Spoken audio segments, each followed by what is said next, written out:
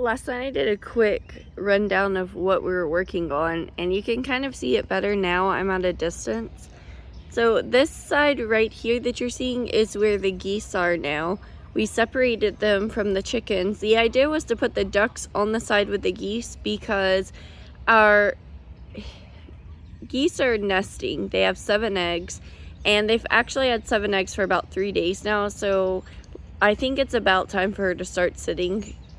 Usually when she stops laying for more than 2 days, she's pretty much done with the clutch, but it is very possible that she'll lay a few more eggs. My Ebden laid 9 eggs before she starts sitting and 7 hatch, so I'm really nervous about sticking her eggs into the incubator if she doesn't sit on them, because I don't know how to hatch goose eggs. I've never done it before. I've seen my uncle do it about 15 years ago, and honestly, it's just not something I'm confident with.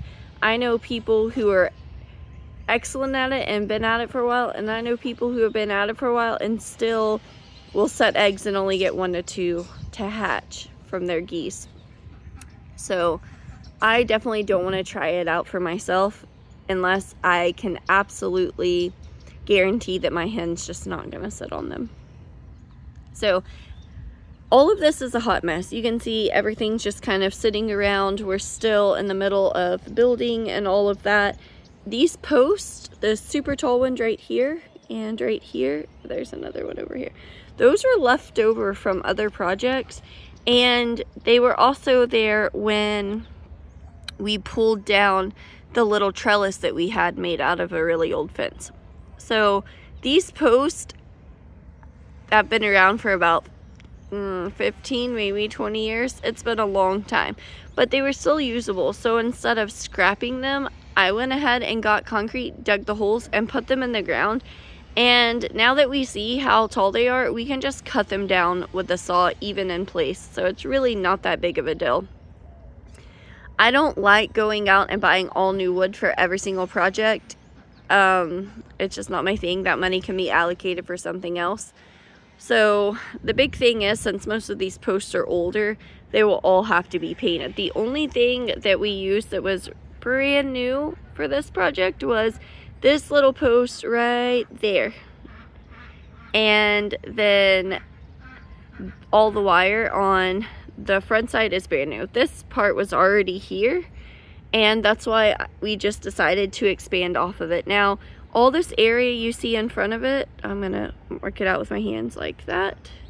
That will actually be an extended version of the coop. That's quite a bit of space, but we wanted to do something smaller, and I actually really like this idea because it will permanently give us a place to either separate the geese and goslings or separate ducklings when we have them. And if you notice, this little IBC container is sitting in there. That's actually a brooder, which will be perfect for when we hatch ducklings. Yesterday I went and picked up a dozen hatching eggs, and because I am notoriously bad at hatching duck eggs, I've had some really great hatches, but the last time or two I've had some really poor hatches, which has really discouraged me from hatching. But the person I get my Welsh Harlequin ducks from, her and her husband have a really cool farm. They're really established and they really understand Welsh Harlequins. So I'm excited to hatch out some ducklings, and hopefully I have a good hatch and can put them in this IBC container. We've had Welsh Harlequins for years. The issue is that we got rid of all of our flock whenever we were spending so much time out of town and thought we would permanently buy up there. But we did not, and then we didn't have a flock. It was kind of depressing. For me, it's something that really keeps me going, especially homesteading. So I want to show you, you can see how this is all set out. Now I'm at a distance, and then when I turn, you can see where the chickens are right over here. This blue barrel is their water. It free waters, and because we didn't have another barrel with a setup for the spigot and all of that right now, we went ahead and the meat chicken water that we used, we put it right here in the goose coop. That was my husband's idea, on some bricks, because they will just make a mess of it. Not nearly as messy as ducks though. I really enjoy ducks. They're awesome. They're great layers. They're way more hardy than chickens, and our water table is so low that our backyard will flood after a rainstorm. So it's really great to have ducks, but they are messy. The geese are a little less messy, but you can see they're just hanging outside. It looks like it's about to rain today. They're gonna probably start making a lot of noise. See her perk up as soon as I open the door. So right here is her feeder. You can see where it's hanging. My husband went ahead and put a hook in with a rope so that we could hang this feeder up in here. Now normally we don't hang feeders inside of the coop. Occasionally, depending on the weather, I will feed in the coop, but because there's no place to hang it outside and nothing to shelter the feeder, we decided to use this feeder that we got for the baby meat chickens for the geese, and he hung it in here and it works out really well so far. And then right here is their nest. You can see it's kind of piled up. So yesterday I came out and the chickens had pushed all their eggs out. I was really frustrated. And I was really worried she'd reject the nest because I moved it from in front of the door to further in after I separated from the chickens. And she hasn't. You can see 3, 4, 5, 6, 7 goose eggs right there. And then just cover it up. Geese are really forgiving. And see, she even has a feather there. So those are her eggs, and now check this out.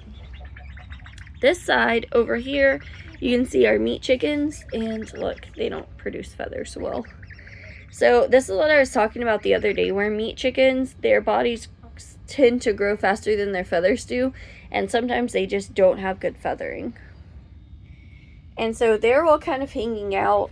The heat lamp's up here. It's really not that cold, but it's really dreary, so they just kind of want to be inside. They're not particularly exciting. And then here's one of the big meat chickens that is about ready to process. You can definitely see the size difference. And then check this out. So I separated our ducks. Also, I wanted to put them on this side with the geese, but like I said, the geese are terrified of our ducks, which is hilarious only because the geese are like 5-10 times their size. But here the ducks are, and they've actually dug out this hole right here and laid their first egg in it. I have not gotten duck eggs at all since I've had these ducks, and I separated them, and look at this, they've dug out a nest. Now, chances are they could have a nest hidden somewhere in these shavings, but it's highly unlikely because I dug all the way down in these shavings last night with my shovel, moving them around, and I didn't see anything. Yeah, there's nothing there. So this is definitely the first egg. Now, I want to step out and kind of show the full divider. And this is it. So here is how we did this, because I wasn't exactly sure how he was planning on doing it. He was going to just put these 2 wooden dividers that were on the side of our coop right down the middle, but we discovered that one's actually shorter than the other because one went on the outside and the other was more on the inside. So what he did was go ahead and put one down the middle and then take some leftover wire and put it up, all the way up to the ceiling, and just staple it in, which made it pretty easy to divide it in half. And it actually works out because right here, let me step back some, right here we have another little door that it isn't a full-fledged door, but we can access the eggs, and the kids mostly get the eggs. Now, the downside is that my daughter's wheelchair won't fit through this, so she will not be able to gather eggs. So our plan is to actually cut this all the way down and make a door just like this one, without the plastic on it. The plastic is just to block the wind from when we had a really cold winter compared to usual. And it'll be taken off so it can vent. So this will eventually become a door, and then we can easily access the nesting boxes she can be wheeled in, and in a sitting position she can reach right into the nest boxes, which is really cool. We try to do anything that we can to keep her involved, but also all these different exercises, reaching, grabbing eggs, reaching up high, reaching low, helping harvest plants. It's really excellent therapy. I think those of us who are more able-bodied really just take for granted how much we do and how our muscles work and how we're constantly building our muscle strength, whether we realize it or not. Even with simple things like cutting the grass with scissors, harvesting plants, it really does do wonders for the body. So I try to keep everyone as involved as possible. Now, this side y'all have seen before. This is now the chicken side and the duck side, which I'm excited that the ducks are actually laying. And we have, right now, we have 2 khaki Campbells hens and a drake, and that means that we have a really good chance of getting some eggs hatched out. I know a lot of people don't always have good luck with khaki Campbells hatching, but I've had some pretty good luck with them hatching out their own eggs. And if they choose not to go broody, I am confident that I can try to hatch out duck eggs. If these Welsh Harlequins work well, then I'm willing to take a chance with the khaki Campbells, especially since they lay so many eggs in a year. With the Welsh Harlequins, I was kind of nervous and not willing to take that chance because I had to purchase them and drive quite a way to do so. And I don't have any hens for backup. So once I get an established flock again, it'll probably be a little bit different. But right now, I'm a little nervous. But not so nervous with the khaki Campbells. Although, hopefully, they set on them themselves. Now, I've not had a good experience with ducks being moms.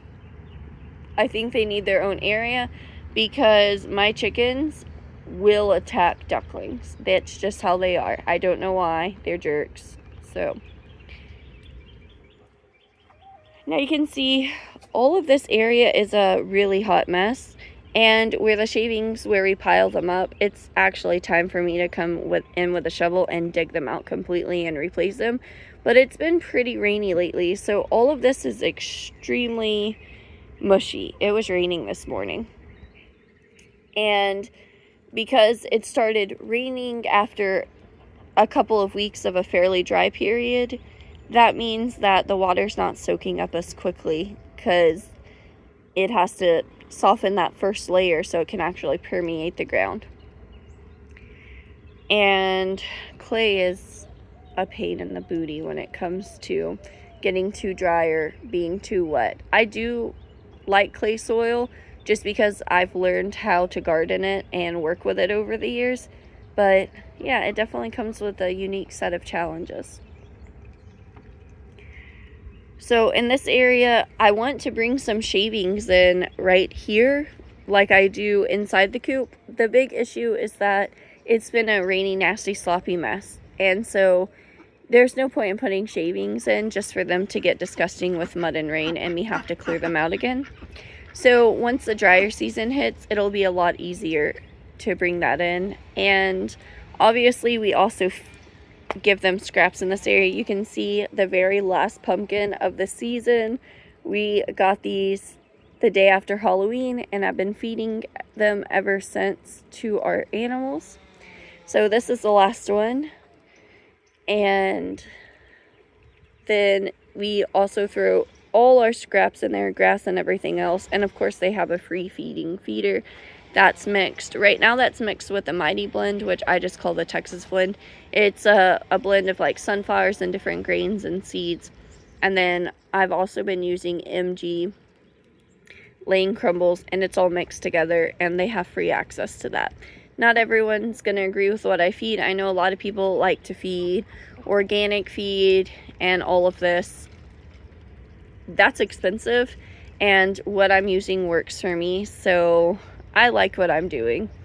I know some people will disagree with that. I do try to feed as much grass clippings, vegetables, leftovers from the garden, things of that nature as I can, but I don't really freak out too much about feed. Chickens like to dig.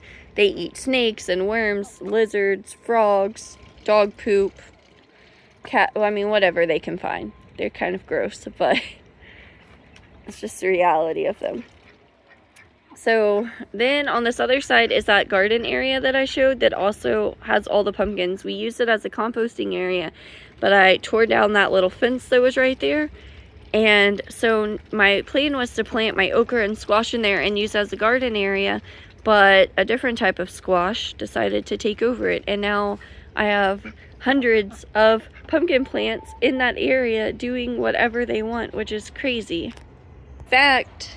In fact, as you can see right by the porch of the cabin are more pumpkins that have decided to pop up. So they're also doing their own thing. They're literally everywhere. Okay, so from this side you can see we have this door up now, but no handles. So we're using a brick until we get that. We bought hinges for this one, and these hinges look good too. See that? I thought they were repurposed, but they're the same exact hinge, so guess not. Guess he bought both sets of hinges. And then these doors were just made from scrap wood, which is great. So that helped out a lot. And I didn't think I would, I'm gonna be honest, but these posts were already painted black from a previous project, sort of, because we've had them forever. And then I saw the look of this wood right up against it, and I was just like, okay, how pretty would it be to have this black with stained wood? But on the same note, the cabin and shed for the garden are dark avocado green with white. Let me show you. Avocado green with white. And so I'm just like, oh man, maybe eventually it'd be cool to change these out and do like a nice wood trim, because the look of the wood is just so good. And I didn't expect myself to really like it, but I really kind of do. So that's something to consider. I have the hiccups, sorry. Also, this thing right here used to be a sliding door, and we use it because it can vent the coop, but it's gotta go. So that's gonna be gone, and I don't know if that's gonna be another door or just completely closed off. If you haven't figured it out, we have a bazillion doors out here, and it's really because of how we plan on sectioning off the coop, because right here is a door, and then all of this we plan on expanding to make more of a run area for the animals. And it's nice to be able to put these guys up when they're broody and have a brooder in there, or separate these guys, and you can see like everyone can safely hatch their babies without getting too territorial and going crazy on the other types of poultry, because it's just instinct to want to protect your young. I don't know if I've covered this, but I know this question will come up among people, and it's amongst people, whatever. And it's, do we eat our geese? Yeah, we probably would eat our geese. They are meat birds, but at the end of the day, I have 2 geese. They're a mated pair, and I really want to build up my flock. So my intention is actually to pick the best goslings or save them, especially some females. And if I need genetic diversity, get males. Even if I need to trade some of my male goslings with someone else's, so that we have a genetic variety. That way I can have more mating pairs. So I have no plans on eating them this season or year. Maybe if we have a ridiculous amount of goslings. I'm not a huge fan of goose from the grocery stores. It'd probably be different raising it myself. I found out like chicken meat and pigs that you raise yourself are quite different. I really don't know, but right now I just kind of want to raise up my flock. These guys are amazing on trimming down the grass. They can be primarily grass fed, and they can prepare the gardens for us. So that's a big thing for me right now, and my main focus. I guess the pumpkins thought the same thing, because after they composted and the birds ate what they wanted, they all started growing here. Now, if I wanted to, which I don't know, it'd be pretty cool to have our own pumpkin patch, considering how many pumpkins we use a year. Hundreds upon hundreds.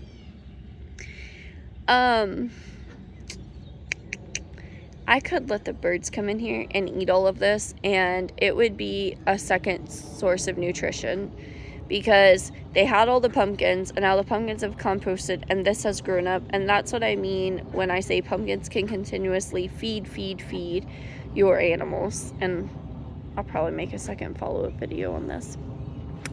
But how cool is this? So I think this is a pretty good example of just letting everything work together to get more garden spaces, and why this year I just don't plan on eating any of my geese. And look at their precious faces.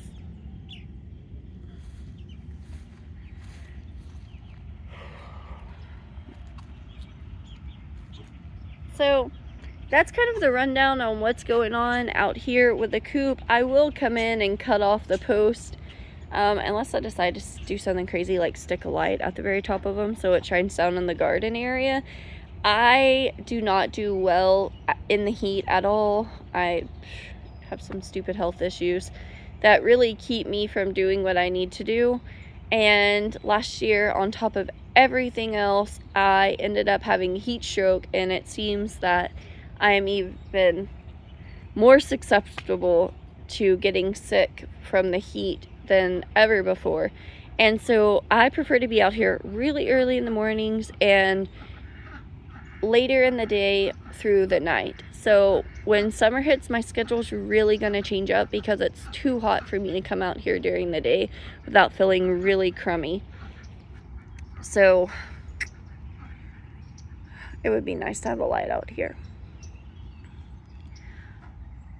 Okay, I am going to go inside and rest. We have a crazy day full of therapy appointments and doctor's appointments and everything else. So that's definitely going to be the focus of the day. I just kind of wanted to show off more of the area surrounding the coop and what it looks like than just a little 10-minute video saying, hey, we're expanding stuff and too busy to record.